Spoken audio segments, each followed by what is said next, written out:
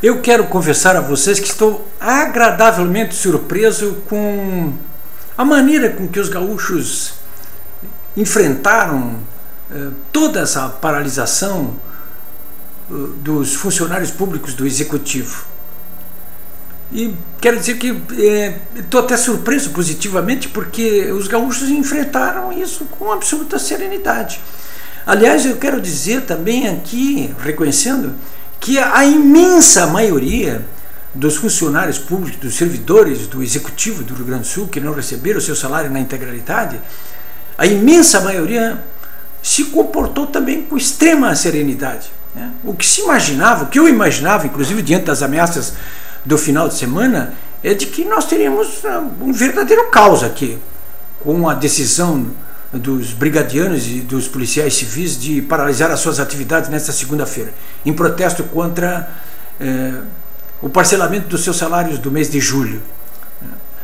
Claro, eu estava alarmado até, porque estava até viajando, resolvi voltar no domingo, porque o pessoal, líderes brigadianos, na sexta-feira, aconselharam os gaúchos a nem sair de casa nessa segunda-feira. Então, eu até cancelei a viagem que eu estava fazendo, voltei rápido para Porto Alegre, né? E estava disposto, inclusive, na segunda-feira, a nem sair de dentro de casa mesmo.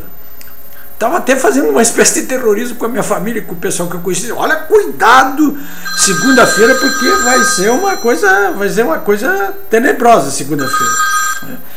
Bom, mas eu tenho recebido WhatsApp, telefonemas, informações, quero dizer isso aqui nesse comentário que eu estou fazendo, a respeito de uma situação, olha, muito serena no estado do Rio Grande do Sul.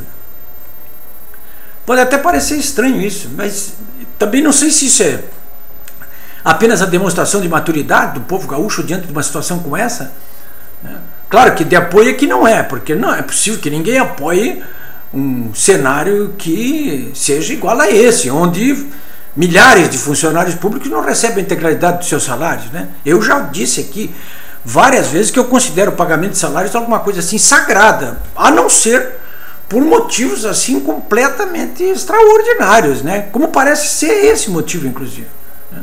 Porque a verdade é o seguinte: eu tenho visto algumas manifestações de líderes do funcionalismo e de líderes da oposição, que aliás têm sido moderados também, os líderes da oposição, dizendo o seguinte: olha, tem que pagar e está acabado, tem que pagar e está acabado. Olha, senhores, tem que pagar e está acabado se tiver dinheiro. Se não tiver dinheiro, não tem que pagar e está acabado. Não tem como pagar. O governo a todo momento está dizendo isso. Se alguém duvida disso, peça uma auditoria imediata no Caixa do Tesouro. Por que não vai lá na Justiça, pede que o Tesouro acesse as suas contas imediatamente para ver se tem ou não tem? Porque não é possível que homens da responsabilidade do governador, do seu secretário da Fazenda, do seu chefe da Casa Civil, do seu pessoal, venham a todo momento na televisão, no rádio, dizer: olha, não tem, não é que nós não queremos, é que não tem, está faltando ali 400 milhões, não tem como pagar, né? E tem algumas despesas que o Estado tem ainda que são simplesmente, mas a do funcionalismo também tem que... Bom, mas tem despesas como essa, por exemplo, do empréstimo com o governo federal, que são 300 milhões da prestação mensal, que não tem como não pagar. Eu vi o deputado Pedro Ruas dizendo, nessa segunda-feira, simplesmente não paga e está acabado, quer dizer, está calote e acabou, entendeu? Não é dar calote e acabou, não. Eu vi alguns jornalistas também dizerem isso, então não paga a União. Bom, apesar de que nem está pagando, mas não pode pagar definitivamente a União, não paga isso aí, vai pagar o funcionalismo. Olha, como se isso adiantasse, só quem não leu o contrato mesmo que o Estado tem com a União. Lá tem cláusulas claras que permitem ao governo federal reter a parcela de transferência para o Estado, caso o Estado não pague a dívida que tem com a União. Dizer, olha, o Estado tem que pagar 300 milhões, o governo federal transfere para cá cerca de 500 milhões, tudo isso por mês. O que adianta ele não pagar os 300 milhões para o governo federal se o governo pode reter 500 milhões? É uma coisa que não tem lógica. Bom, eu até não quero me estender mais sobre essa questão aí, porque o que eu gostaria de dizer para vocês mais é o seguinte a respeito disso aí. Num dia que o Zé Dirceu eu queria tanto falar nessa coisa do Zé Dirceu, mas não dá porque a situação do Rio Grande do Sul me faz conversar aqui com vocês sobre esse assunto aí. Agora, o que o governo do Rio Grande do Sul tem que fazer imediatamente, eu escrevi isso até nos meus comentários de final de semana, o que ele tem que fazer imediatamente é buscar soluções de curtíssimo e curto prazo para pagar os salários, né? Deixando bem claro para o funcionalismo que está fazendo algumas coisas assim das tripas coração para tentar pagar o salário, mas que isso não vai resolver em definitivo os problemas estruturais que fazem com que o governo faça o que está fazendo, né?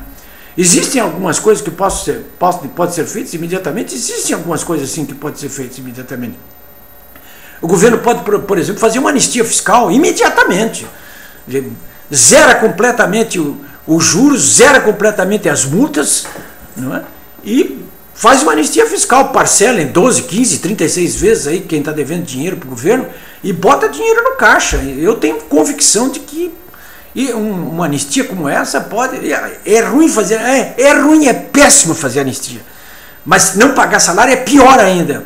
De modo que, por exemplo, eu estou apenas falando numa das proposições que eu tenho colocado aqui.